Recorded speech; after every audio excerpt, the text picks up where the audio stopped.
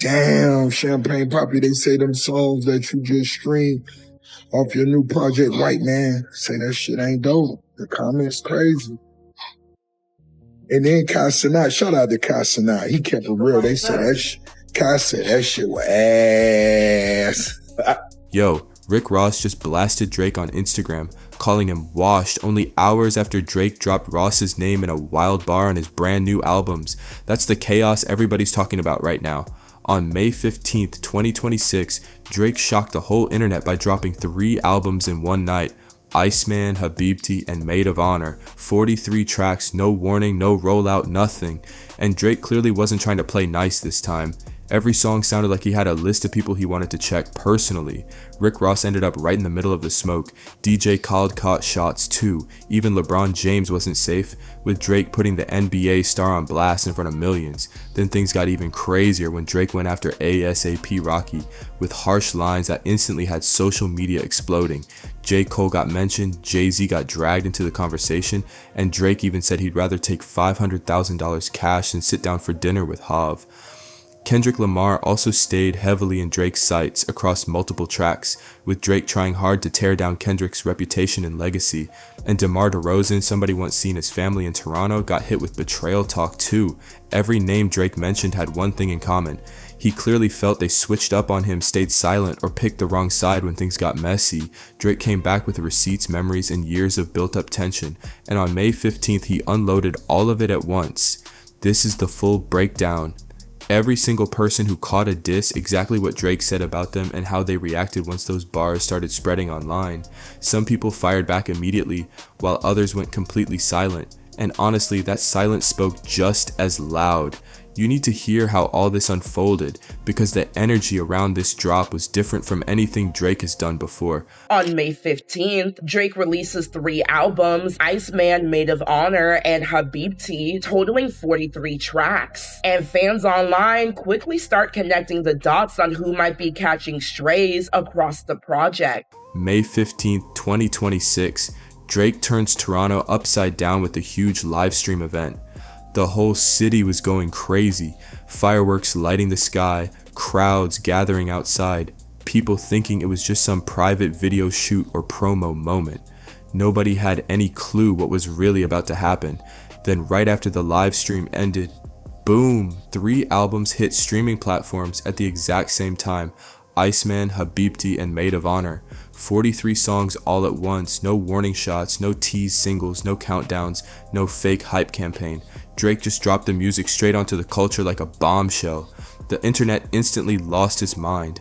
Within minutes, fans were already breaking down lyrics line by line, trying to catch every hidden shot and every name buried inside the tracks. Social media timelines turned into detective boards overnight.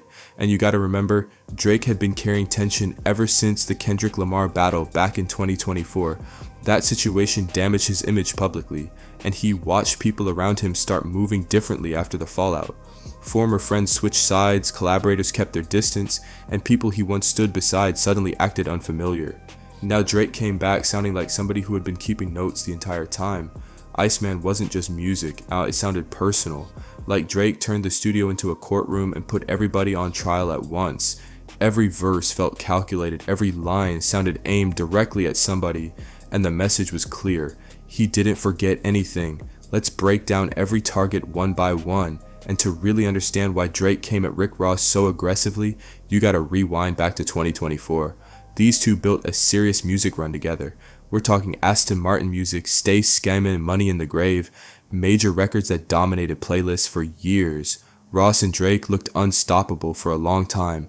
The Miami heavyweight and the Toronto superstar stayed connected for over a decade, stacking hits and business moves together. Then everything changed when Kendrick Lamar dropped Not Like Us. The industry instantly became divided and people started choosing sides fast.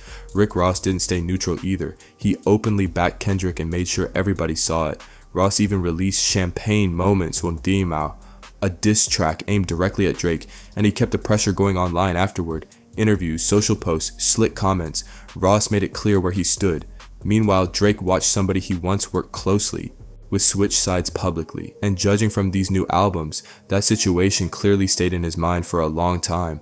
So on Make Them Pay, Drake finally answered back with a line that had the internet exploding almost immediately. He rapped, "Dog, I was aiding Ross with streams before Adin Ross had ever streamed." That bar hit hard because it worked on multiple levels at once. Drake was basically suggesting he helped boost Rick Ross's numbers, brought attention to his music, and helped keep his records active with fans over the years. Then he flipped the wording with Adin Ross, the popular internet streamer, which made the line even more viral online. Fans instantly started debating the meaning all over social media. Some people called it clever wordplay, while others saw it as Drake trying to remind everyone how much influence he believes he had behind Rick Ross's success. Either way, the line landed exactly how Drake probably wanted: loud, direct, and impossible for the internet to ignore.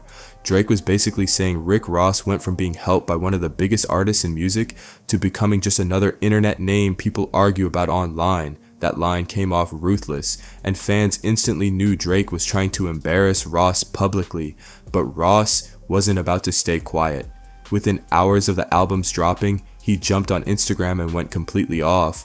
Ross pulled up posts breaking down Drake's lyrics, started reading comments from fans defending Drake, and fired back with zero hesitation.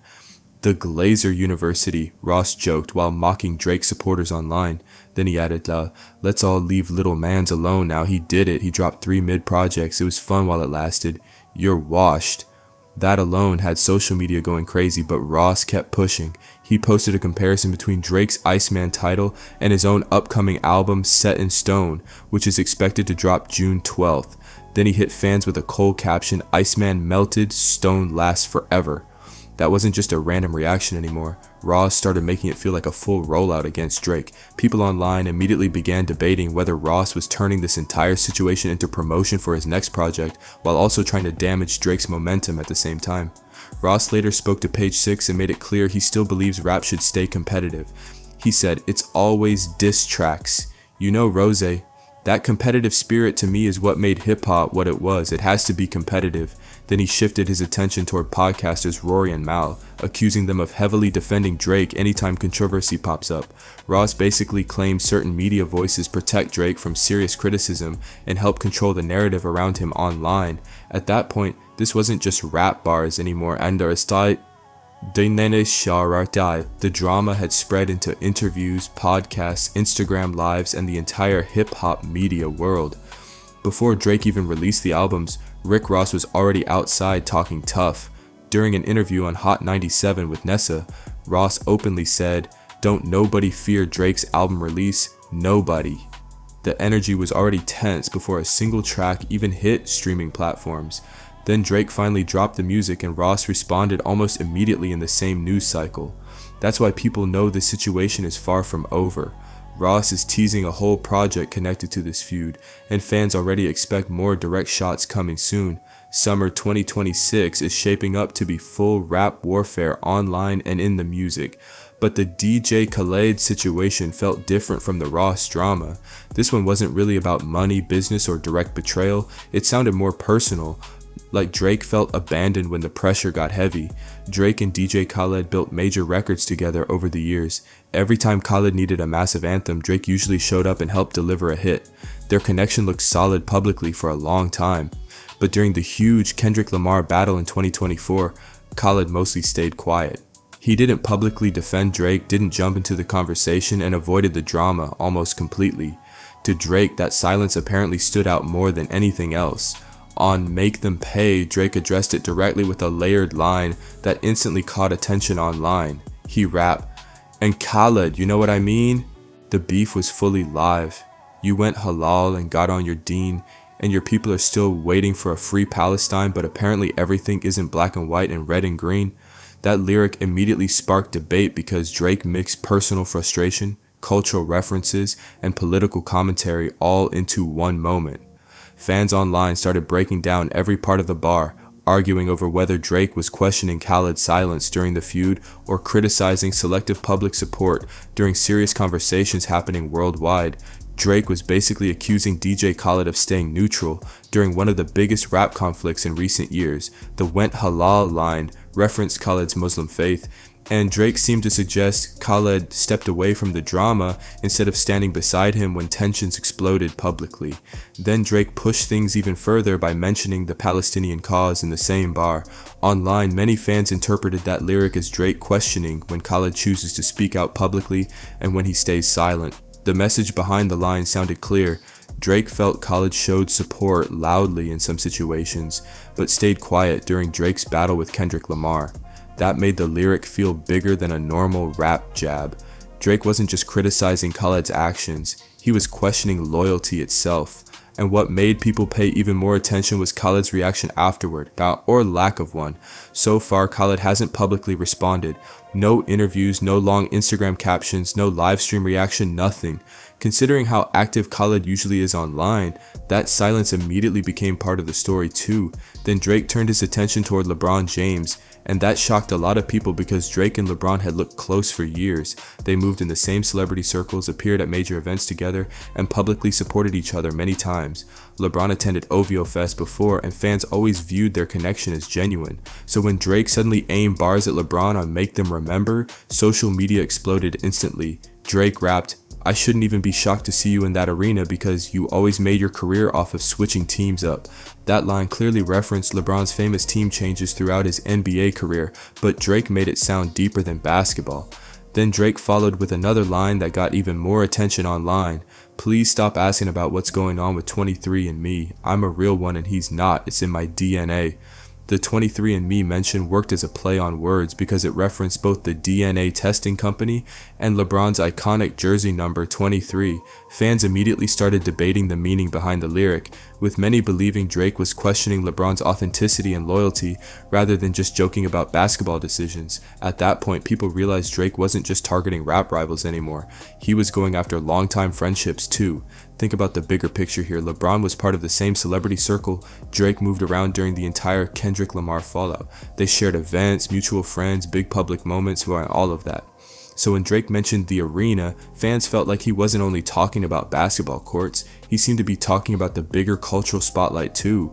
Drake's message sounded like this. He expected LeBron to stay neutral because in Drake's eyes, LeBron always knows how to position himself where the pressure is safest. That's why the line instantly became a huge topic online.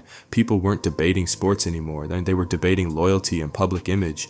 Then Drake took things even further on National Treasures, where fans believed he targeted LeBron's basketball history connected to Toronto. Drake rapped, "We must have been dealing the spur of the moment. Cause why did we think you could get us a ring? They bragging about how you went home. Are they on? Crody, we threw them away." Listeners connected those bars to years of Toronto basketball frustration during LeBron's dominance over the Raptors in the playoffs. For many Toronto fans, those losses became painful memories, so hearing Drake revisit that history made the diss feel extra personal. What made the moment even bigger was the fact that LeBron still hasn't publicly answered any of it. No social media response, no interviews, no cryptic posts, and nothing at all.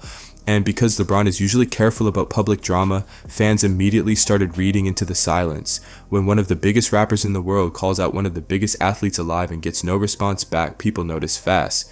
The internet started treating the silence like its own statement. But things got even more intense once fans reached the A$AP Rocky bars, because that tension goes back years and reaches way beyond music alone. The tension between Drake and A$AP Rocky has always felt bigger than rap music, mainly because Rihanna has been connected to the story the entire time. Drake and Rihanna had years of public rumors, emotional songs, and an on and off relationship that fans constantly talked about online. Then Rihanna moved forward with Rocky, started a family with him, and the internet never stopped comparing the situation. A lot of people always wondered how Drake truly felt watching Rocky end up with someone Drake openly cared about in his music for years. And on these new albums, Drake clearly leaned into that tension directly. On Burning Bridges, Drake rapped, "Your baby mama ain't even post your single. Damn, where's she at? Yeah, where's she at?" Fans immediately connected the line to Rihanna not publicly promoting Rocky's music online. In celebrity culture, social media support is viewed by many people as a public sign of backing and loyalty, so Drake used that detail to throw shade at Rocky in a very personal way. The internet instantly started checking Rihanna's pages, debating whether Drake was exposing relationship tension or simply trying to embarrass Rocky publicly. But the biggest reaction came from another track, Firm Friends. where Drake delivered a line that immediately exploded across social media. He spelled out KYSA$AP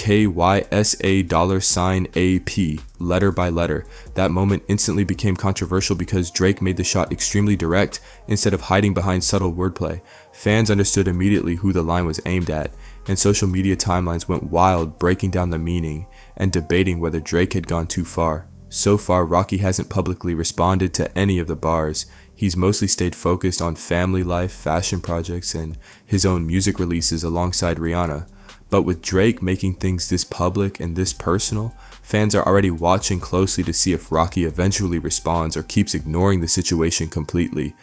J. Cole is already viewed as one of the greatest rappers of his generation, no question about it, but back in 2024, he made a move during the Kendrick Lamar and Drake conflict that a lot of rap fans still debate heavily today.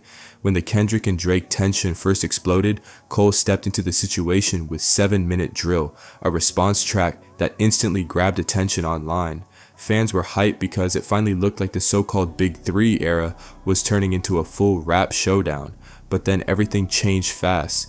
Cole later removed the record, apologized publicly, and made it clear he didn't want to continue the back and forth. During a festival appearance, he gave a speech focused on peace, unity, and avoiding unnecessary conflict while the Kendrick and Drake situation was still active. A lot of fans respected Cole for stepping away, but others saw it differently. Online discussions immediately framed it as Cole backing out once the pressure became real, and that narrative followed him afterward. Now Drake is revisiting all of that on these new albums. On Make Them Pay and Make Them Remember, Drake appeared to reference Cole directly when he rapped, "I could have fell back like the married rapper, but we engaged." Fans instantly connected the married rapper line to J. Cole, who is known for keeping a more private and grounded personal life. Drake's wording made it sound like he believed Cole stepped away from conflict, while Drake stayed fully involved in the battle. Then Drake kept going with another line, "A big three anyway, there was too many chefs in the kitchen. It was a mess to begin with." That lyric seemed aimed at the entire Big Three conversation involving Drake, Kendrick Lamar, and J. Cole. Drake appeared to dismiss the idea completely, almost suggesting the group comparison never really worked in the first place. But the line that hit fans hardest was, "Me. I stood 10 toes and accepted the mission, 'cause I'd much rather death than submission."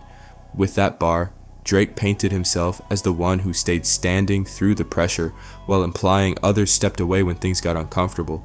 Whether fans agree or not, Drake clearly wanted people to see him as somebody who refused to back down during one of rap's biggest modern conflicts. Drake stayed in the middle of the fight while J. Cole stepped away, and now Drake is using that difference to paint a bigger picture about loyalty, pressure, and who was willing to stay active when things got messy. His message basically came down to, "I stayed standing, you didn't." So far, Cole hasn't answered any of the bars publicly, but fans know Cole usually responds through music instead of social media drama. If he decides to reply, people expect it to be strategic, thoughtful, and sharp instead of loud and emotional. But then Drake turned his attention towards somebody even bigger, Jay-Z. And let's be honest, going after Jay-Z takes serious confidence. Hov isn't just another rapper in the industry. He's viewed as one of the most powerful and respected figures in hip-hop history. Most artists avoid direct smoke with him completely. Still, Drake clearly sounds frustrated about what he sees as silence or hidden positioning from Jay-Z and other rap veterans during the Kendrick Lamar fallout. On Iceman, Drake made sure listeners caught that energy. On Janice STFU, Drake rapped, "We know how you OGs rocking already. The jig is up." Fans immediately interpreted that line as Drake criticizing older rap legends he believed stayed quiet, played both sides, or avoided publicly supporting him when tensions exploded across the industry. Then Drake pushed things even further on Whisper My Name by referencing one of the internet's most famous hip-hop debates. Would you rather have dinner with Jay-Z or take $500,000 cash? Drake answered the question directly in his lyrics. "I'll take $500,000, not the dinner. I never could learn shit from none of y'all." That line shocked a lot of listeners because Drake basically dismissed the idea that Jay-Z's mentorship or wisdom holds value for him personally. Years ago, saying something like that publicly could have seriously damaged relationships in the rap world, but now Drake sounds completely comfortable challenging industry legends head on, and fans are watching closely to see whether Jay-Z ignores the comments or decides the situation deserves a response later on. The disrespect feels completely intentional. Drake clearly wants people arguing, reacting, reposting clips, and debating every line online. The energy across these albums makes it sound like he's trying to prove he isn't scared of anybody in the industry anymore. Not rivals, not former friends, not even rap legends. Then Drake added another line that fans immediately started dissecting online. He referenced 100 million streams suddenly disappearing while suggesting nobody ever questioned what really happened behind the scenes. That instantly brought back conversations surrounding streaming controversies and online allegations connected to Drake's numbers during the Kendrick Lamar battle era. Fans quickly started connecting dots, with some believing Drake was hinting that powerful industry figures may have worked against him quietly while media outlets ignored the situation. A lot of listeners interpreted the bars as subtle shots toward Jay-Z or people connected to his business circles. Drake seemed frustrated that, in his view, nobody publicly investigated certain situations, while criticism toward him spread everywhere online. So far, Jay-Z hasn't answered any of it publicly, but Hav is known for moving carefully and rarely reacting quickly to drama. Still, if Drake keeps escalating things directly toward Jay-Z, the entire conversation around these albums could shift into something much bigger than a normal rap feud. And honestly, the Kendrick Lamar conflict sits at the center of everything happening on Iceman. That battle is the foundation for nearly every diss on the project. Every person Drake called out either openly sided against him, stayed silent, or became linked to the fallout from 2024 in some way. The album sounds like Drake still hasn't accepted how that chapter ended, and now he's using music to challenge the entire narrative surrounding it. On Dust, Drake went directly at Kendrick Lamar's music, fanbase, and public image all at once. He rapped, "What was the year you said you had slaps? 'Cause I don't remember it going like that. I don't remember one word of your raps." With those lines, Drake seemed to question Kendrick's mainstream impact and replay value, basically arguing that Kendrick's music gets praised heavily but doesn't stick with listeners the same way Drake believes his own records do. Then Drake shifted toward Kendrick's audience and public reputation with another controversial set of bars. "White kids listen to you because they feel some guilt, and that's how your soul gets fulfilled. Handing out turkeys on camera inside of your hood, then you go back to the hills." That part instantly sparked debate online because Drake appeared to accuse Kendrick of presenting a socially conscious image mainly for public attention and optics. Fans started arguing over whether Drake was criticizing celebrity activism in general or specifically challenging Kendrick's authenticity and connection to the communities he often speaks about in his music. The bars hit hard because Drake wasn't just attacking Kendrick as a rapper anymore, he was questioning the entire image and message surrounding Kendrick's career. Then on 1 a.m. in Albany, Drake circled back to another topic he's referenced before, Kendrick Lamar's height. Drake rapped, "And Muggsy Bogues dunked for once, even I'm a bit amazed." Fans immediately understood the comparison because Muggsy Bogues is famously one of the shortest players in NBA history. Drake used the line as another personal jab, and social media instantly started clipping and reposting it everywhere. But Drake didn't stop there. He also flipped one of Kendrick's own viral moments back against him. During their earlier battle, Kendrick had the internet repeating the line, "What is it, the braids?" Drake answered directly on the new albums with, "What is it, the braids? Even if I cut them, I could never fade." That bar immediately got attention online because Drake was clearly responding to Kendrick's earlier lyrics while trying to reclaim the narrative around the feud. Then Drake referenced Kendrick's Not Like Us video and the symbolic cage out imagery many fans connected to Drake's public defeat during that battle. Drake answered with, "The owl never sees the cage, the owl only wakes up to seize the day." That line made it obvious Drake still refuses to accept the idea that he lost the feud completely. Across multiple songs, he keeps pushing back against the public narrative and trying to reshape how people remember the battle. Whether listeners agree with him or not, one thing became clear. Drake is still fully engaged in this rivalry and has no plans of letting the conversation die down anytime soon. And Drake didn't limit his shots to just music stars either. DeMar DeRozan also caught indirect criticism tied to Toronto sports history. On National Treasures, fans believed Drake referenced disappointment around DeRozan's Raptors era, suggesting the city once believed he could lead Toronto to glory before eventually moving on from him. Then there's Mustard. Drake finally addressed the producer behind Not Like Us, Concert, the song that became one of the biggest records connected to Drake's public fallout during the Kendrick Lamar battle. On Too Hard for the radio, Drake fired off a direct line, "Mustard heard about us, gotta catch up to the slaps. You ain't had one since me and YG rapped." That bar instantly got attention because Drake was basically downplaying Mustard's recent success while reminding listeners about older hits connected to his own collaborations. Fans quickly started bringing up records like Rack City and other Mustard-produced classics from the early 2000s. Drake's point seemed clear. He was arguing that Mustard already benefited from working around artists connected to Drake's era long before Not Like Us became a cultural moment. In Drake's eyes, Kendrick's battle with him gave Mustard another huge spotlight moment, and Drake sounded frustrated about that. A lot of fans interpreted the bars as Drake trying to reclaim credit and influence, almost like he was saying certain careers and moments grew larger because of their connection to him over the years. Then Pharrell Williams also appeared to catch indirect shots during the albums. Drake made references tied to Virginia and Chains, and many listeners connected those lines to Pharrell, who comes from Virginia Beach and has long-standing ties to Jay-Z and Roc Nation circles. Fans online immediately started debating whether Drake believed Pharrell quietly aligned himself against him during the Kendrick fallout too. Even without naming Pharrell directly, the internet quickly picked apart the references and treated them like another layer in Drake's growing list of grievances. But when you really zoom out, this entire release feels bigger than one single diss or one single rivalry. On May 15, 2026, Drake dropped 43 songs across 3 albums in one night, all carrying the same message. He's still fighting to reclaim control of the narrative after one of the most public and damaging moments of his career. Drake didn't disappear after the backlash. He didn't stay silent, and he definitely didn't back away from the pressure. Instead, he came back throwing shots at almost everybody tied to the fallout. Former friends, longtime collaborators, sports icons, media personalities, and his biggest rap rivals all at once. And the reaction started pouring in immediately. Rick Ross already called Drake washed publicly and hinted that more diss records could be coming when his next project drops in June. Meanwhile, the internet is completely divided over the albums. One side says Drake went too far and overloaded the music with personal grudges. The other side says this is exactly the aggressive energy people wanted from him after staying under pressure for the past 2 years.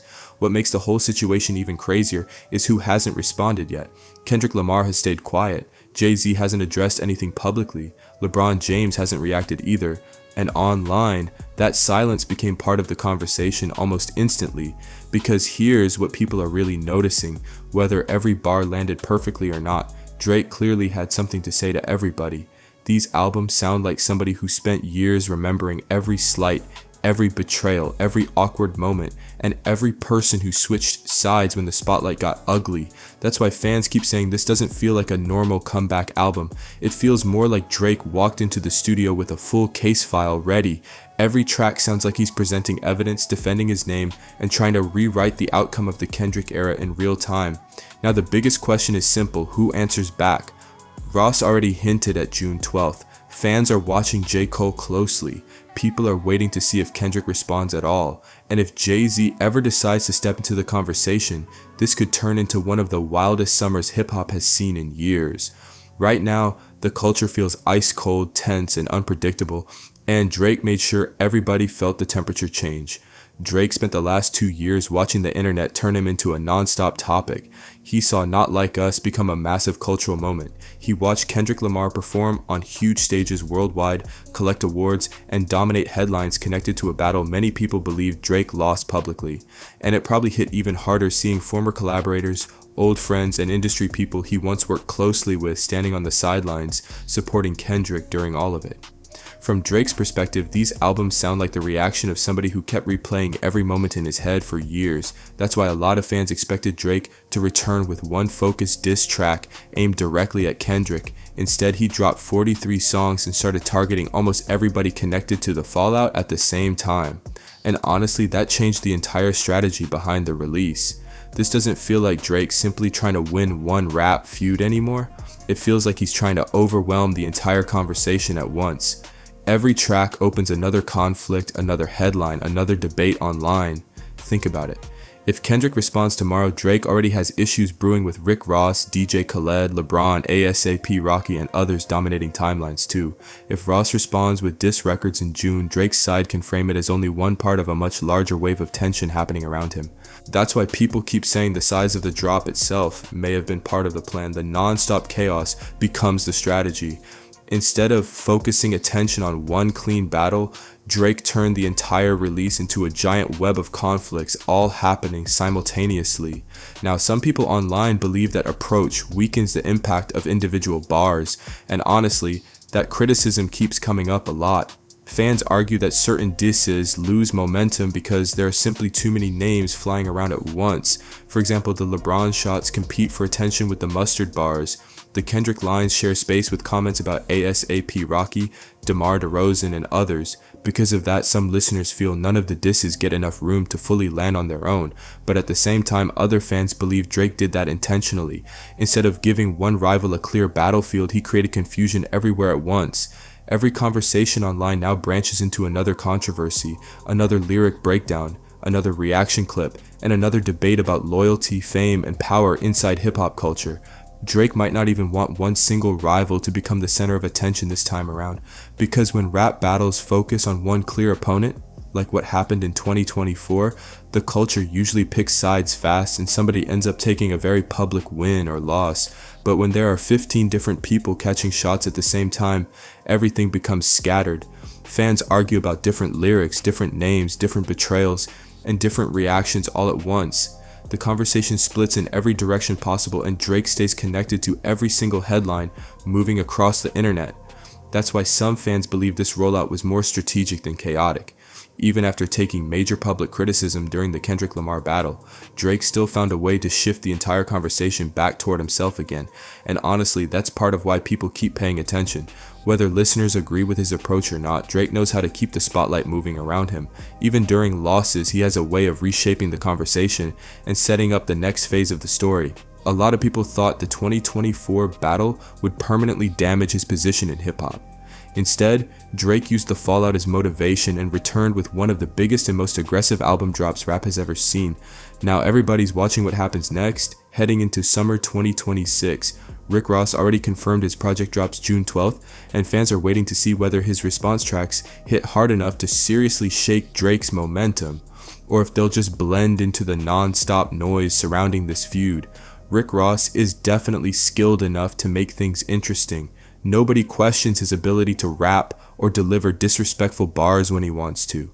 But Drake still has huge advantages working in his favor: massive production power, streaming dominance, non-stop media attention, and one of the biggest fan bases in music.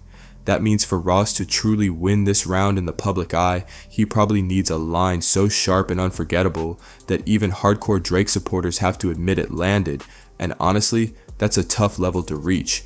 Then there's Kendrick Lamar, who remains the biggest mystery in all of this. He still hasn't publicly responded at all, and that silence has fans reading into every possibility. Some people think Kendrick simply feels unbothered after how strongly many fans viewed his 2024 victory. Others believe he's quietly preparing something bigger behind the scenes and waiting for the perfect moment to strike. And with Kendrick, that unpredictability is exactly what keeps everybody watching closely. And if Kendrick actually responds, this could turn into the wildest rap battle era hip-hop has ever seen. We're talking about two massive artists with global fan bases, multiple albums, multiple rounds of tension, and years of history behind every single line. This isn't just regular rap drama anymore. This is the type of rivalry people will still be debating years from now. No matter how people feel about Drake, one thing became impossible to ignore after May 15th, 2026. He made sure the entire culture remembered he's still active, still competitive, and still willing to step into the fire instead of disappearing after public criticism. Some fans think his approach was too messy. Others think he aimed at too many people at once, but Drake clearly wanted to prove he wasn't backing down from anybody, and these albums made that message loud. Most artists would have stayed quiet after taking a public hit that big. Drake did the opposite. He came back louder, more aggressive, and ready to reopen every old wound at once. And whether people loved it or hated it, the internet couldn't stop talking about it. They say ice melts eventually, but before it does, it freezes everything around it solid. If you made it this far, drop your thoughts in the comments. Who had the hardest diss? Who still needs to respond? Don't forget to like, subscribe, share this video, and turn on notifications so you don't miss the next breakdown.